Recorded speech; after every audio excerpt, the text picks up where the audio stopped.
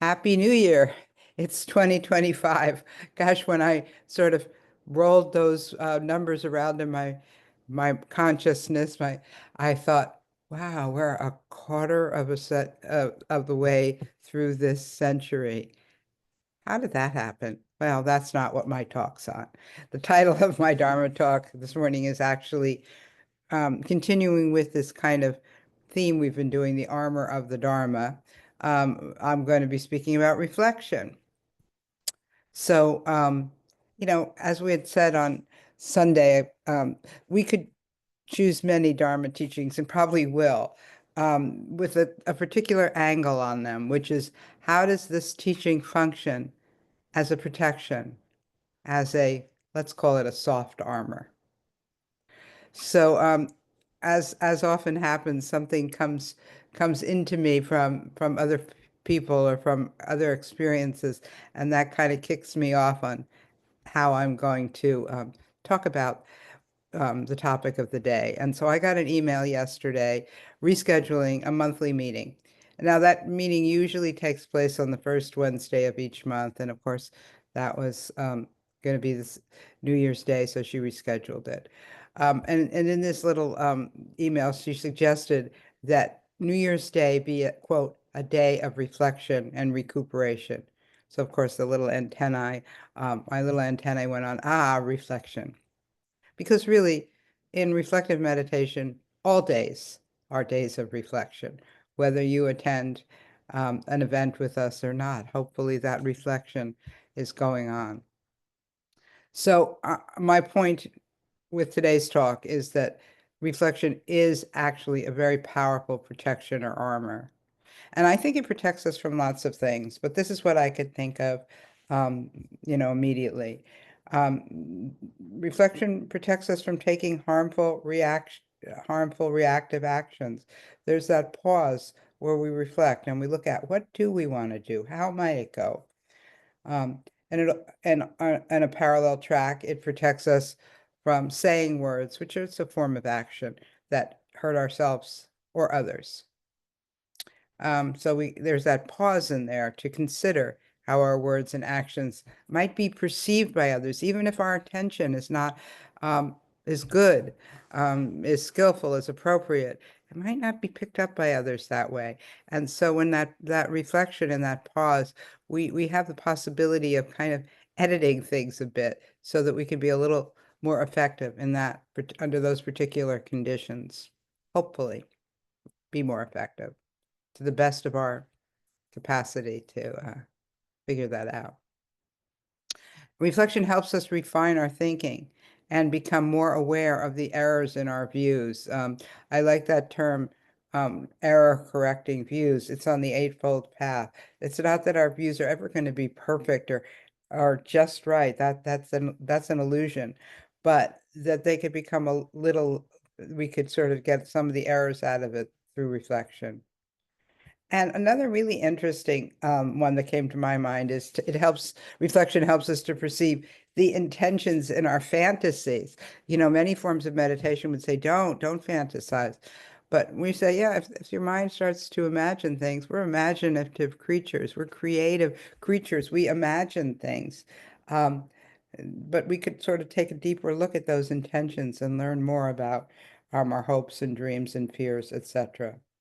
Now, I could go on and on about the ways that reflection is soft armor, and I hope you will go on and see how reflection might protect you. So what's different about reflective meditation is that virtually all of our meditation events, a couple maybe not, like a part, kind of when we said goodbye to Pine Street Sangha, we didn't have reflection built in, but most everything else, reflection is built into the structure and the process of what we do together. There's time almost at every event to reflect individually, that 10 minutes more or less after the meditation period where we each go internal and reflect, and then time that we do it with one another when we talk about our sittings and reflect with another, with a teacher, with a peer.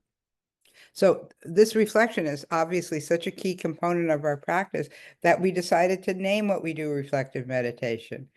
By the way, that didn't come easily, the name. We spent quite a bit of time on it because many names could have been or would have been appropriate. But we did make that decision to define what we do together by the reflection that really is so fundamental in many ways, but to how we gain awareness and really in how we transform. So over time, the capacity to reflect hopefully becomes more and more developed. That's what we're developing other things, but that's like so key. And day after day, and I hope you come to our events often, because what we're doing is we're trying to learn, practice skillful and appropriate reflection. Now, as you know, reflection is nothing new or extraordinary. It's built into our consciousness. I think that's what we have as human beings, that capacity. Um, and the email I was talking about earlier that suggested that we take the day for reflection, it didn't come from a person or a group that was related to Buddhism or meditation. No, it was a totally separate interest of mine. So, but back to reflection, it's not new, but what is perhaps newish is a meditation practice with this built-in time for reflection and with the uh, capacity to substantively deepen our capacity to reflect. And in a way, I experience it as it sort of feels like it's like become built in to the stream of my stream of consciousness. And I really sort of imagined it literally as a stream, and that this is a strong current, this current of reflection in the stream of my consciousness. So, of course, practices are named practices because we have to do them over and over and over again. We have to practice them so that they become more built into the stream of our consciousness, to how we see things, how we perceive things.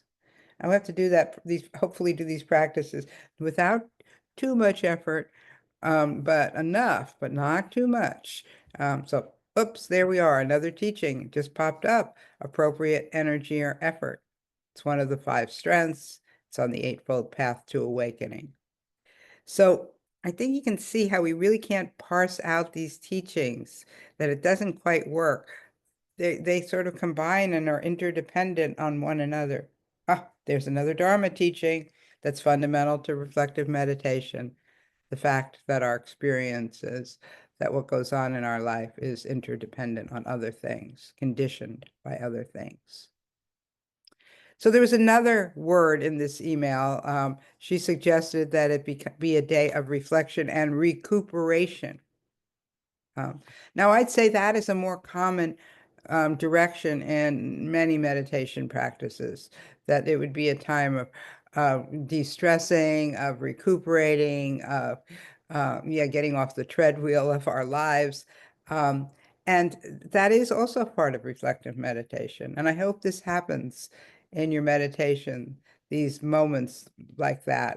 And it's going to look differently, this recuperation. I wouldn't have used the word recuperation, but it's not, I kind of like it. So at these times, we might be able to look at things differently. You might get into a more, a common way this happens, and you'll hear this when people talk about their settings. It might look like getting into kind of this kind of altered state of consciousness that's soothing or nurturing or restful. Um, and sometimes you'll hear a new understanding that actually, although it might be quite energetic, it does bring a kind of recuperation, a kind of relief. Same thing with a creative thought or solution that might inspire you. So I posed a couple of questions in this talk, and I noticed that I also gave a possible examples of responses, just the ones that came to my mind. So the two questions I posed were, if you care to follow that direction and if it happens in your meditation. But the first question was, is reflection a protection or armor for you? I mean, I'm starting with that supposition, but I want to throw it back on you. Does that ring true to you? And if it does ring true to you, how does that work for you? And the second is meditation related to recuperation for you. I mean, in the larger sense of the word. So in the smaller sense. So I'll end with an aspiration, which is I hope that reflection and times of recuperation sustain you during this year ahead. Okay, so it's time to sit with our experience and to reflect upon it. So as I don't see anyone new this morning, so we'll just do our